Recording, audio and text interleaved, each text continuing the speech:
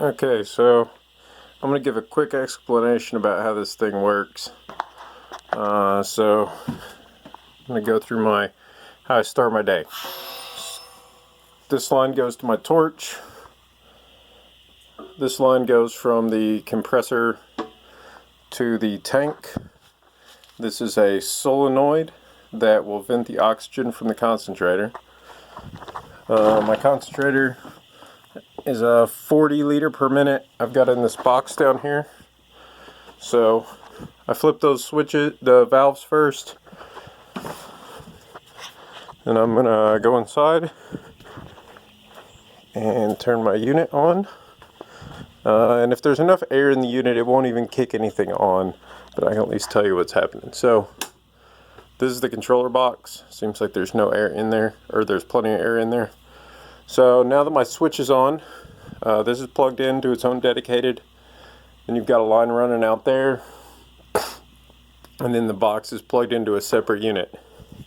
What's going to happen when I start running my torch is that the pressure in the tank is going to drop to, I think I've got mine set to kick on. Yeah, it's at around 50 psi now. Once it drops to about 45 psi, the concentrator is going to kick on, and it's going to vent air out of the solenoid. The reason it does that is because about the first 2 minutes of your concentrators being on, they're putting out impure air. So we're just going to vent that out so we're not polluting our main tank. So that's going to vent out of this solenoid. After 2 minutes, that controller in there is going to tell the solenoid to shut off, and it's going to tell this oilless compressor to kick on. This oilless compressor is matched to the PSI and LPM of the concentrator. So it's going to kick on. The 20 PSI from my concentrator is going to go into the compressor and then into my tank.